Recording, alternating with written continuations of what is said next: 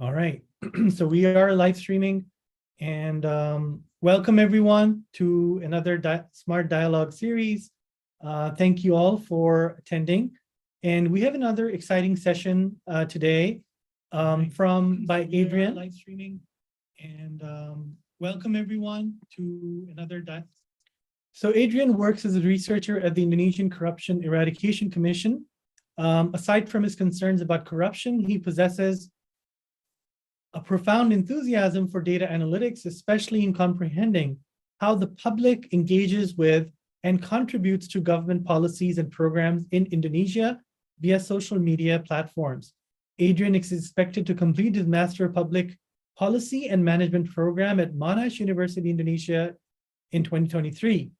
His applied research projects at Monash, which he pursued to complete his master's degree, focused on the manipulation of public opinion in revising the criminal code. So this is a very timely and interesting topic. And most importantly, I would like everybody to also pay attention to the methods that Adryan is going to direct our attention to. And without further ado, I'll hand it over to Adryan. Adryan, you're welcome to share your screen and you're welcome to present. Thank you, Dr. Khan. Let me share my presentation first.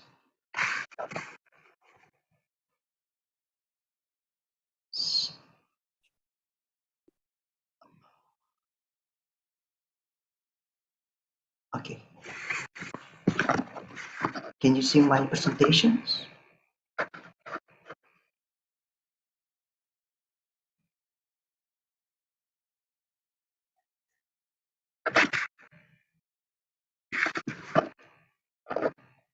Do you hear my voice clearly? Yes, everything's cool. Okay. Okay. First of all, I would like to express my gratitude for Dr. Khan for your kind introductions. Good afternoon, everyone. My name is Adryan Kusumawardhana, but you can call me Adryan. First of all, I would like to express my gratitude for being invited in this discussion, Smart Lab Dialogue series, to talk about my applied research project that I've done while I'm completing my Master of Public Policy and Management degree here at Monash Indonesia campus. Once again, thank you, Dr. Khan. Thank you, Raymond, for giving me the opportunity to share my work and discuss about the findings of my capstone project with a title Public Manipulation Opinion in the Revisions of Indonesian Criminal Code, which sparks a lot of public debate. So the reasons I chose this topic is because of the shift in attitude demonstrated by President Joko Widodo, also known as President Jokowi.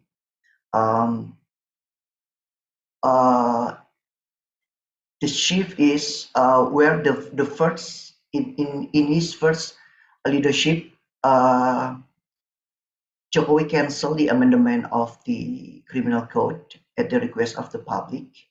But in his second period of his leadership, President Jokowi and the House of Representatives and his party and also his supporting parties agreed to carry out the revision, even though the public continued to protest the revision. So it is mainly related to several articles which were considered to have the potential to undermine democracy and violate human rights.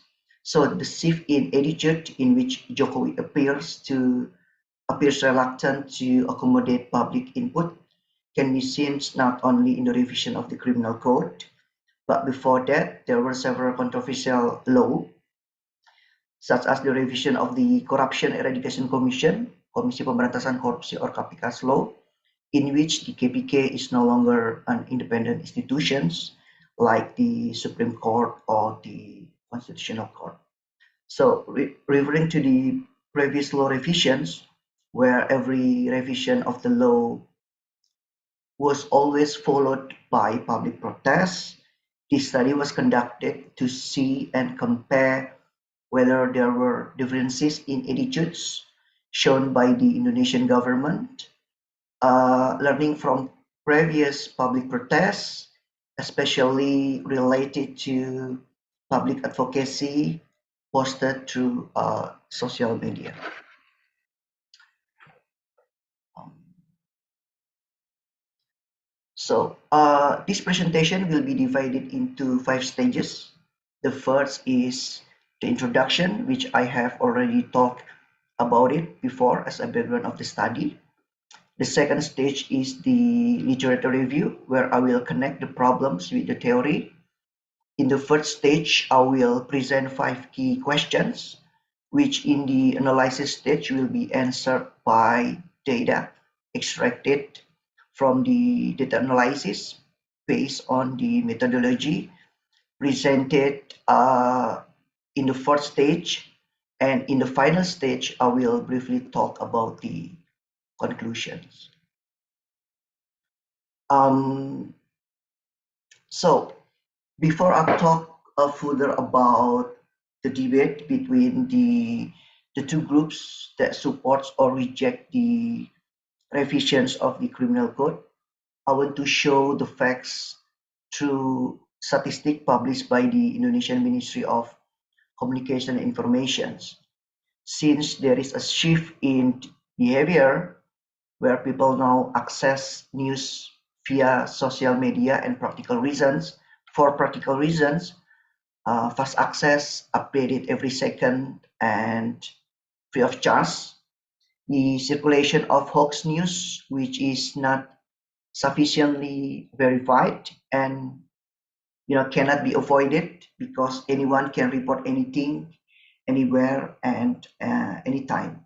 So the use of social media has led to hate speech and conflict openly, especially during specific events such as the Indonesian's presidential elections in 2019, as well as revisions to government policy or programs that were seen to be inefficient due to corruptions. However, the plus side is that mainstream media sources no longer control news. As the case in Indonesia, most of media outlets' ownership is linked with party leaders who support the government, making it impossible for the people to get balanced and objective information. So we can see in the picture on the left of the screen, we have about 13 hoax topics that have already been grouped. And the top 3 issues that contain the most fake news are related to health. The second is associated with government. And the third is connected with fraud topic. And if we look at the media platform used to transmit fake news or negative contents, the most dominant social media platform used by user in Indonesia is Twitter, to almost 89%. In the second and third place, there are Meta and file sharing, but in proportions, they are not significant. So the debate between two groups related to the Indonesian's criminal code revisions. In contrast to the first period of Jokowi leadership, we know that in his second period, Jokowi could no longer resist pressure from the party and his supporting party coalitions to revise the criminal code. Even though Jokowi verbally stated that the revision of the criminal code was carried out transparently and must involve the public. However, the public doubted Jokowi's commitment, that it can be seen from the lack of changes to several articles that were considered controversial.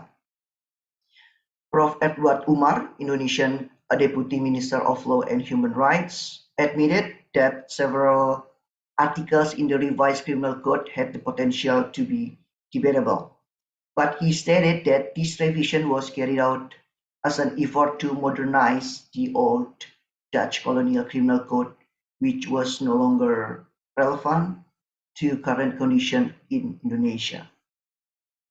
In contrast to Jokowi and Prof. Edi's argument, Erasmus is worried that if the draft criminal code is passed, the government will try to legitimize human rights violations, and Indonesia will experience setbacks, especially in efforts to uphold democracy and freedom of expression.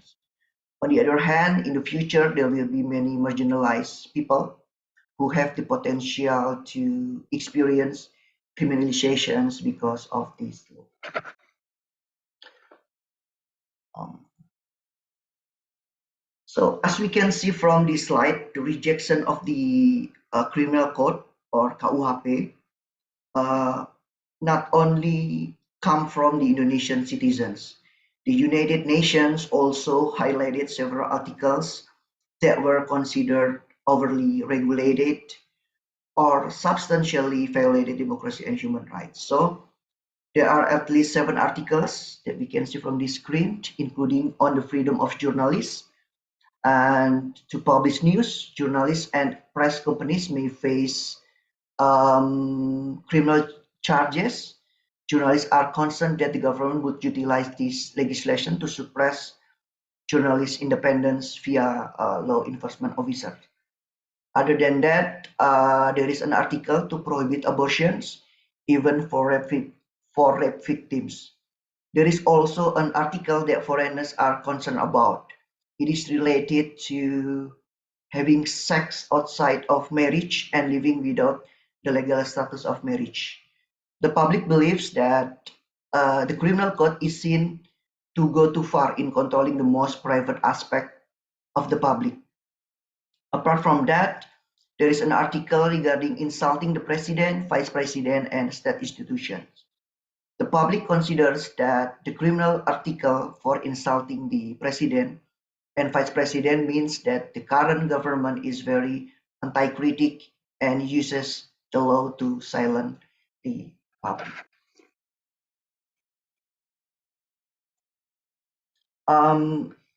Looking at several previous studies that have been carried out in the context of the widespread rejection of the revisions of the criminal code via social media platform, Prayoga et al. In 2020 have conducted a public sentiment analysis study utilizing hashtag reformasi di korupsi, or in English it means reform was corrupted. However, in their study, the number of tweets used as a database was only around 2,408. Also, the focus of this study is only to compare the level of accuracy in sentiment labeling between two different algorithms they use, lexicon-based and term frequency. Moving on to Sias et al. Study in 2020, he and his colleagues have also conducted a study that has the same topic but uses a different sentiment classification algorithm from the study conducted by Prayoga. Sias used the support vector machine algorithm and concluded that the larger the data being tested, the level of accuracy in labeling will increase. And Chayaningrum et al. 2020 also did a research on the same issue in the same year as the two previous studies, but with larger tweet data searched from Twitter. Over 5,000 tweets, Chayaningrum identified from their analysis that of the 5,000 tweets evaluated, users tend to express neutral emotions regarding the criminal code change. Unfortunately, stop words with no meaning still exist and processed in this study.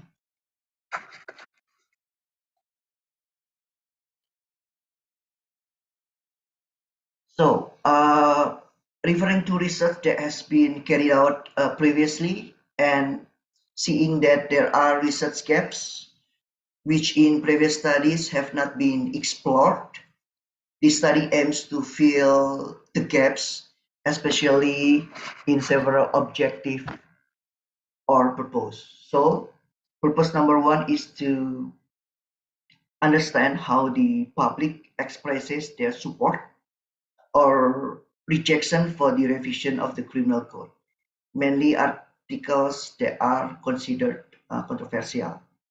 The purpose number two is to explore public sentiment and the words most frequently used to support or oppose the revisions of the criminal code.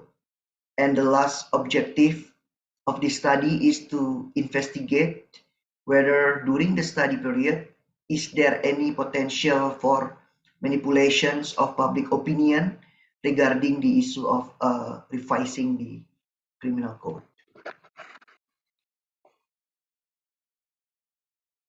Moving on. So um, to achieve the objectives of this study, at least five um,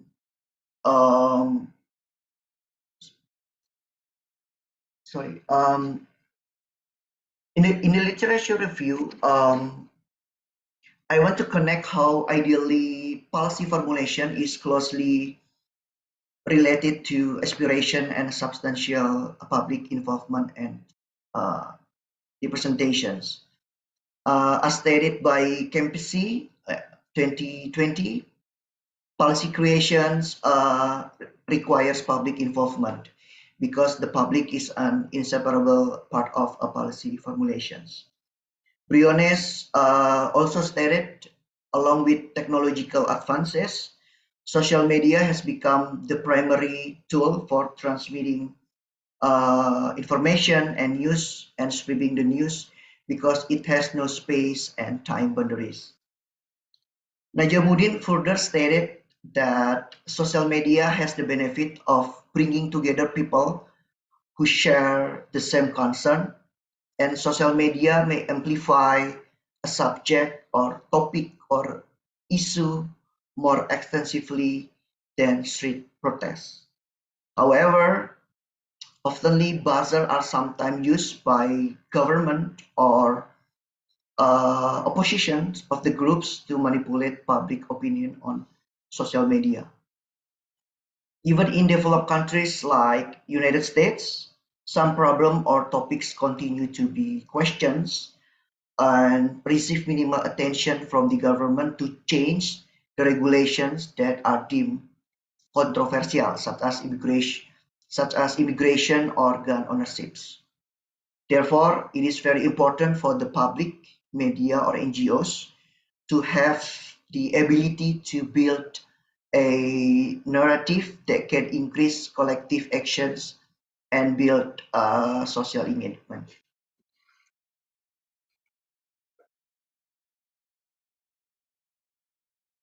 So to achieve the objective of this research, at least five research questions have been formulated, which will be answered based on data analysis through a quantitative text analysis approach using the naive Bayes algorithm in processing training data and automating the labeling of public sentiment based on existing pattern.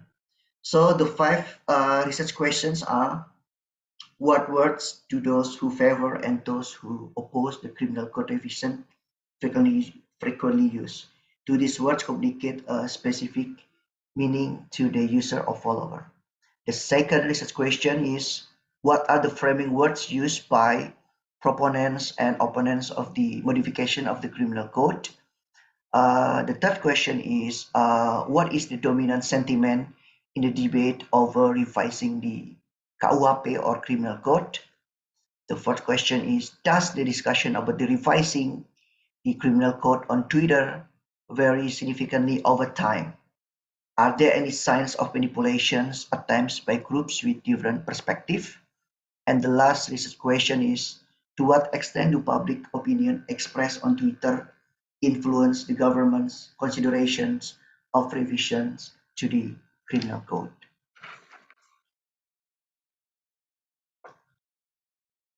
Um, in short, before all the data can be processed, it must be go through three stages. So the first is data collections.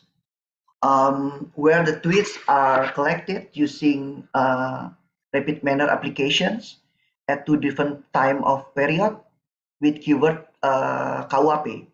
KUHP stands for Kitab Undang-Undang Hukum Pidana, or in English, we call it a criminal code.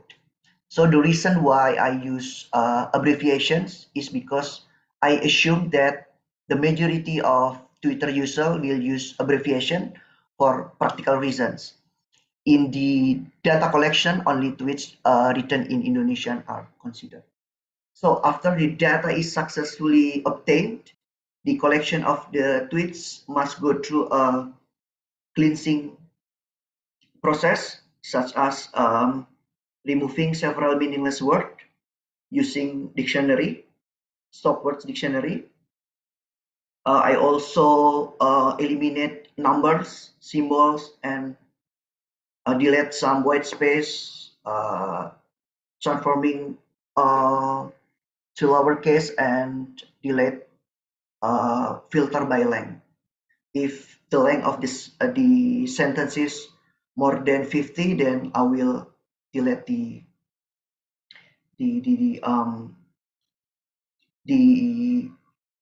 the words that with meaningless meaning. So after that,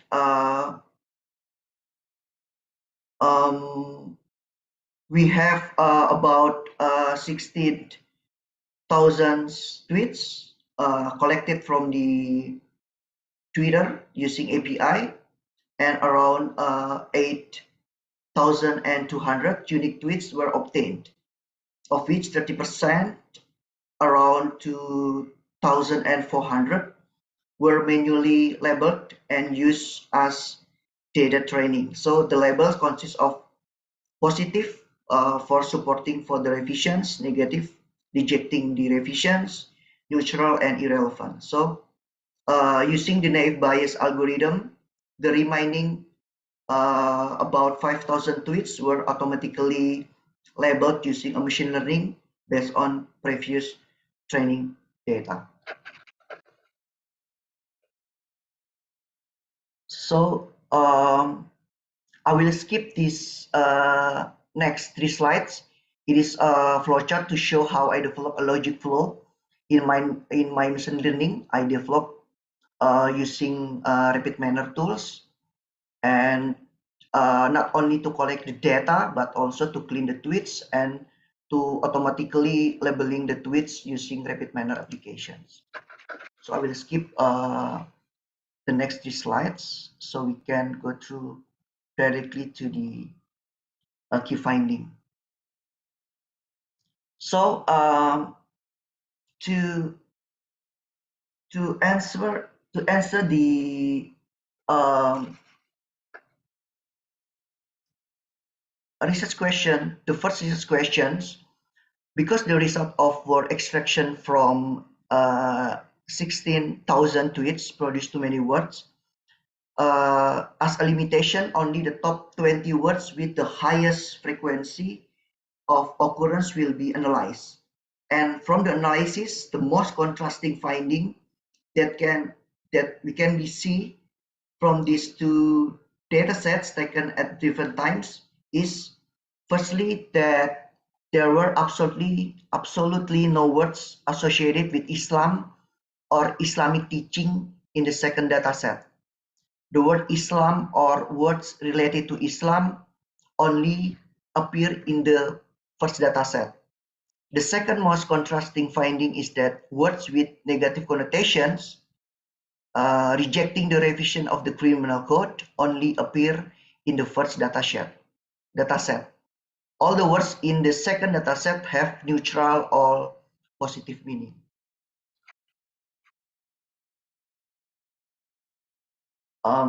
Moving on, still in attempt to tackle the second research questions, all tweets from the first data and second data sets are cleaned before they are joined.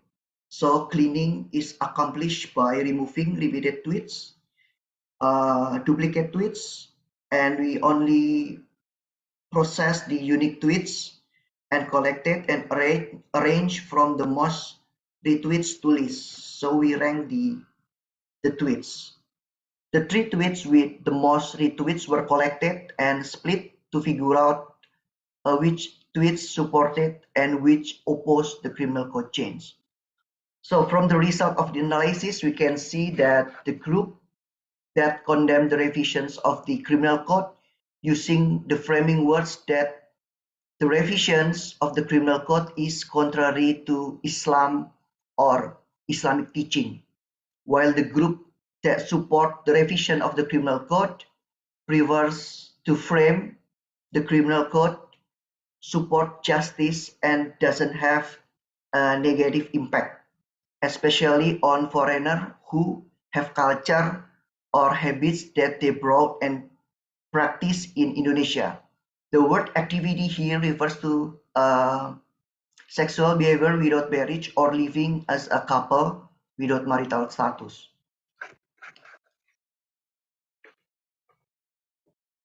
Moving on.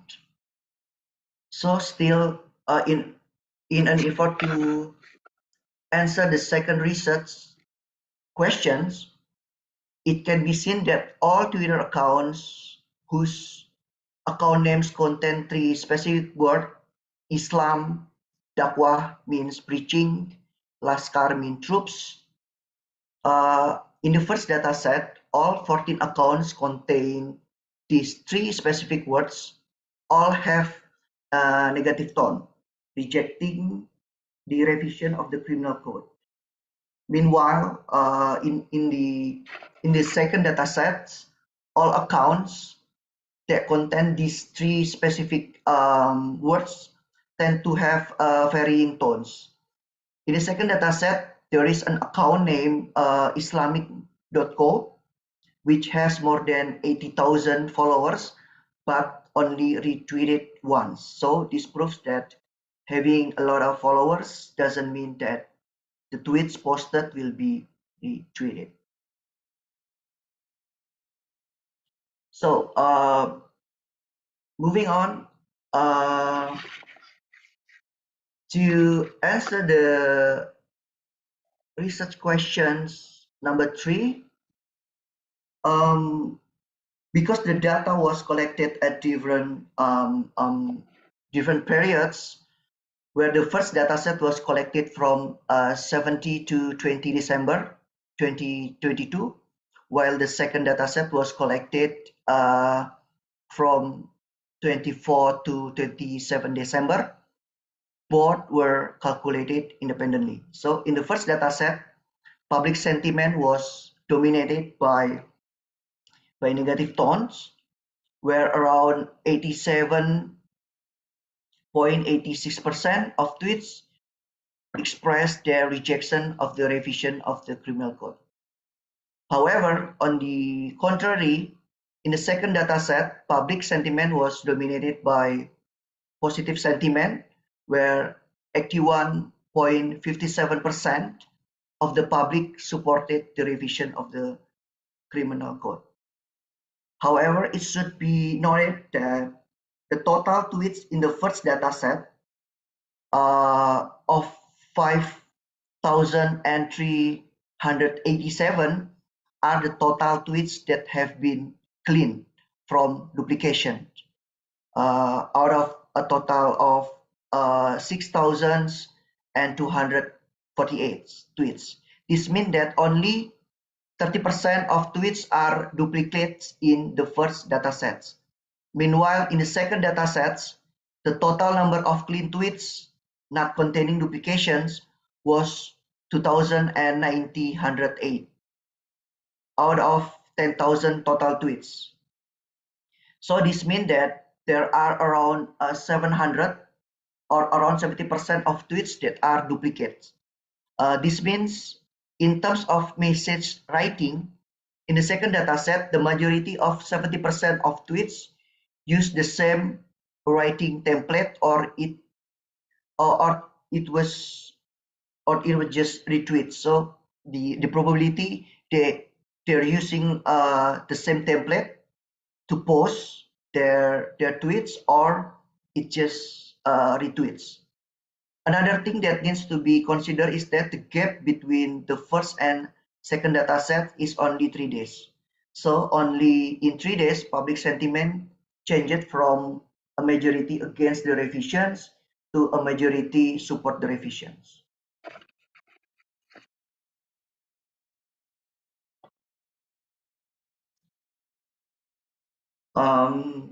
This is the data I used to answer the fourth research question. So based on the phenomenon that occurred when answering the third research questions, where in the second data set, it was found that there were 70% duplicate tweets. Starting from this finding, to answer the fourth research question, a time series was conducted, and on what date the account was created. So from the result on the analysis, it was found that 744 of the total 1,572, or around 47.33% accounts were just created in the year of 2022. So furthermore, a deeper analysis was carried out specifically in 2022 to find out in what quarter the majority of accounts were created. And from the result of the analysis, I found that around 86.69%, 645 out of 744 accounts were created in the third quarter and fourth quarter in the year of 2022. Of the total accounts created in 2022, around 98% stated that they supported the revision of the criminal code. So from this finding, we can directly draw a conclusion that there is an indication of manipulation of public opinion related to debate over revising the criminal code that took place in Twitter in the second data set.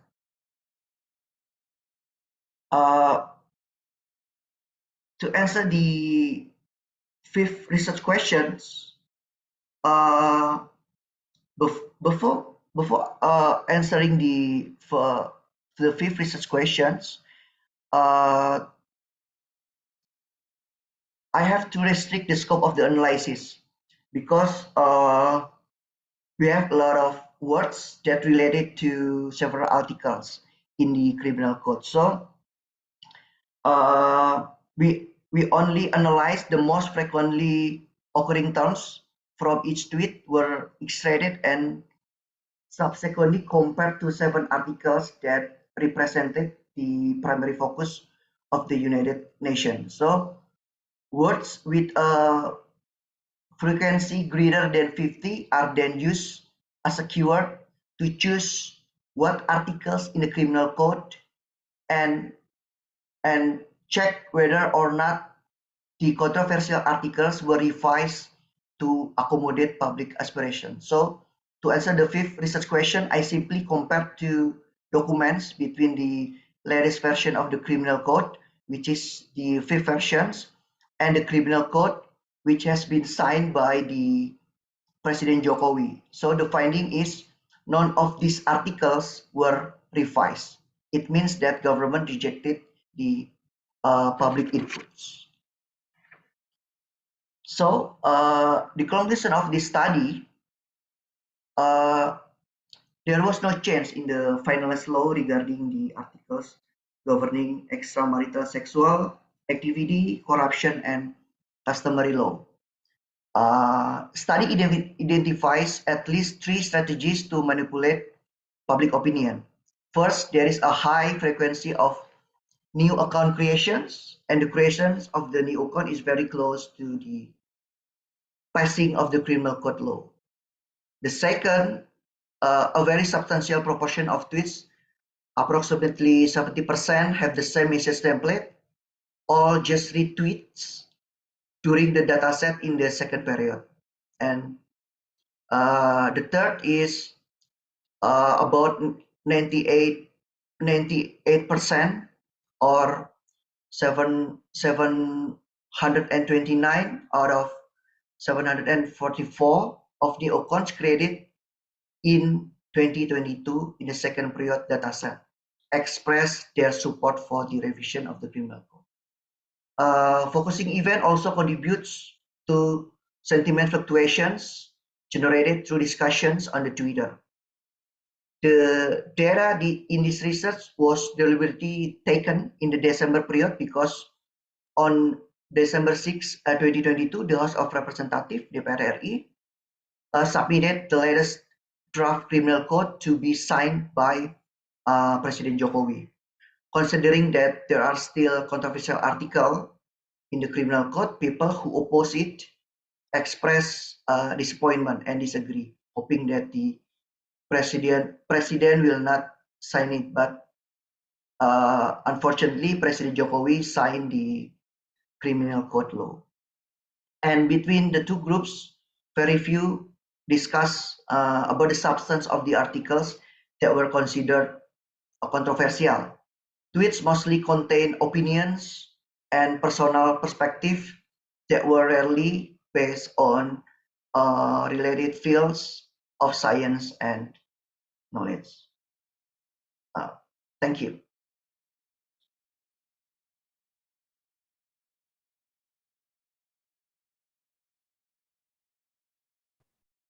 Thank you. Thank you very much, Adrian. That was very insightful. I'm sure anybody who's interested in understanding how to effectively do a textual analysis of social media data, this was the presentation that they really need to watch. So I appreciate it. I'm going to open the floor for questions, and I'm going to ask the first question, and then everybody else is welcome. I want to ask you, so you gathered data through a tool called RapidMiner. It's a great textual analysis tool that is widely used for business analytics. Is it still gathering data, able to gather data from X, or is it also impacted by the data stoppage that has been, the API accessibility is an issue now? So what would you say? Did you get a chance to see if they're allowing it anymore? I thank you, Khan, for the questions. Before the Elon Musk monetized the X or the Twitter,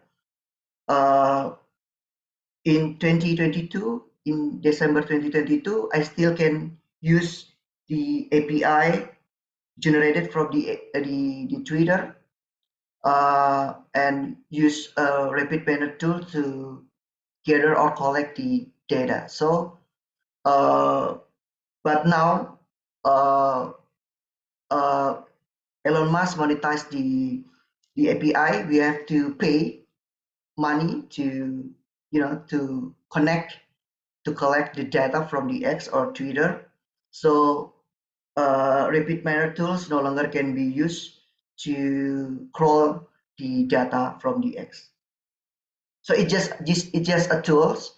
I still have to use API from the X to be included in my coding, so I can collect all the data from the Twitter or the X.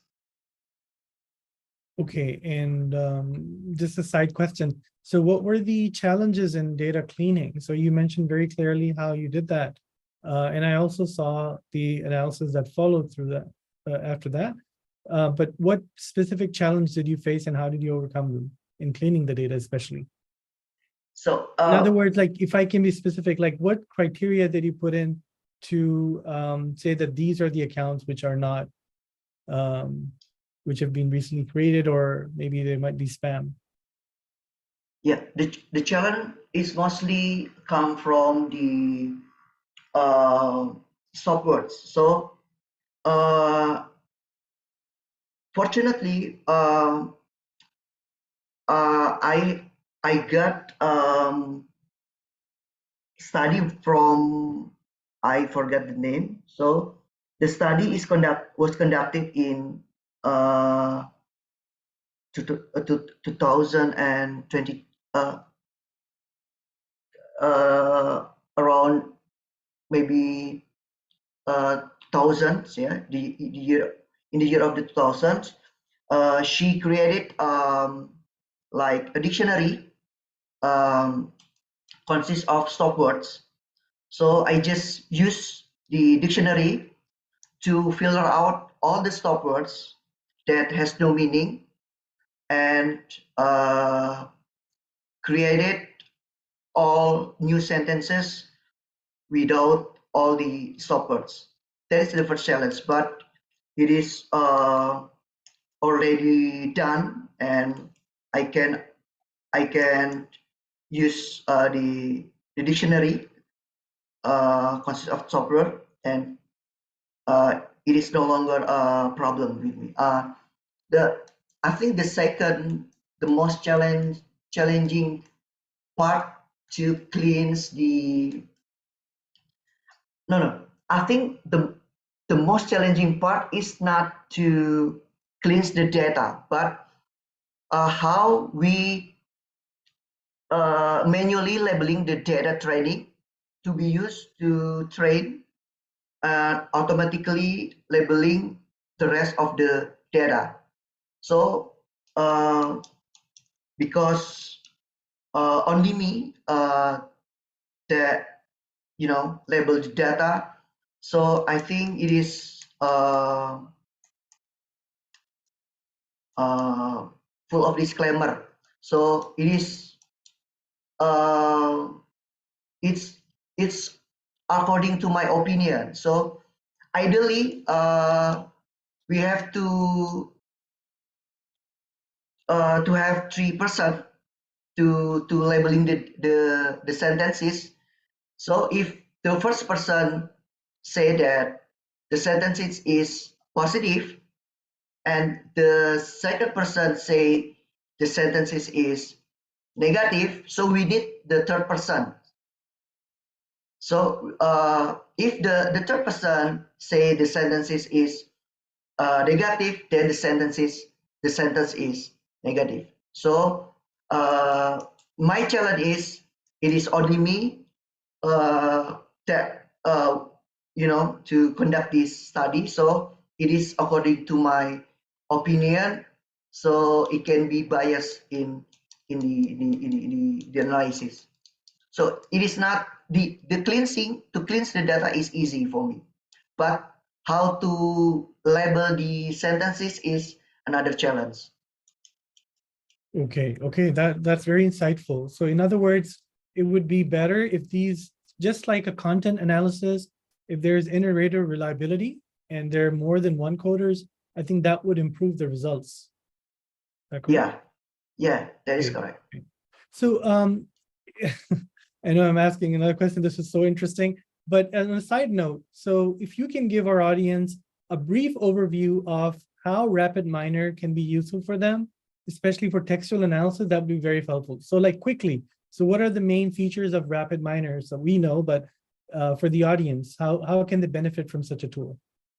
So you don't have to have ability to code.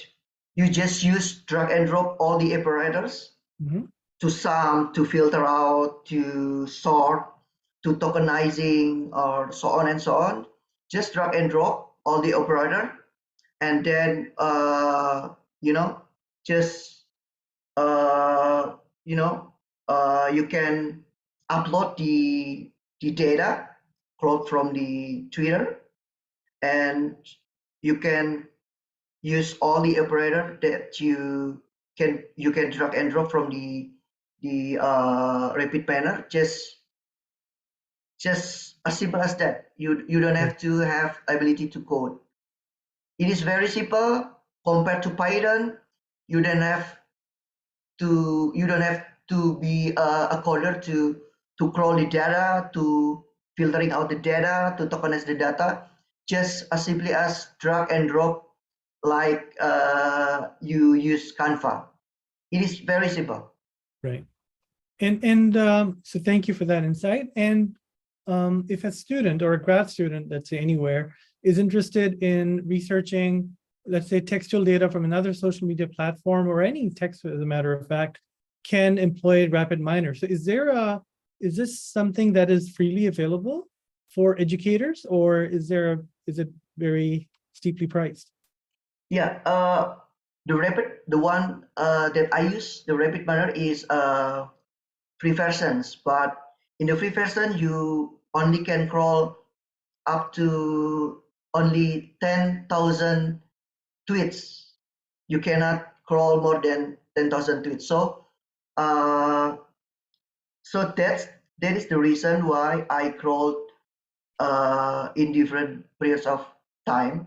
So I used two times period of time, and I compared the data. You can just add all the data.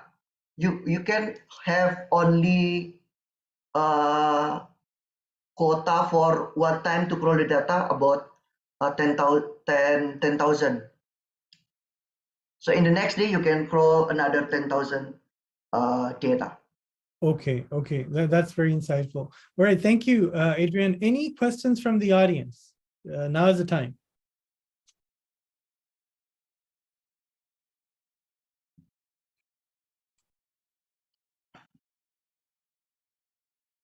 All right, well, I think that sort of sums it up. You've explained it really well. Your presentation was quite detailed, and I really appreciate your time. I know it's almost 1 a.m. In Indonesia, Jakarta area, so appreciate that. Thank you again for all those who are attending and all those who are watching us on YouTube and other social media channels. We will have another insightful Smart Dialogue series in the coming weeks, and we'll keep you posted. Thank you again. Thank you, Adryan. Appreciate your time. Thank you, Dr. Khan.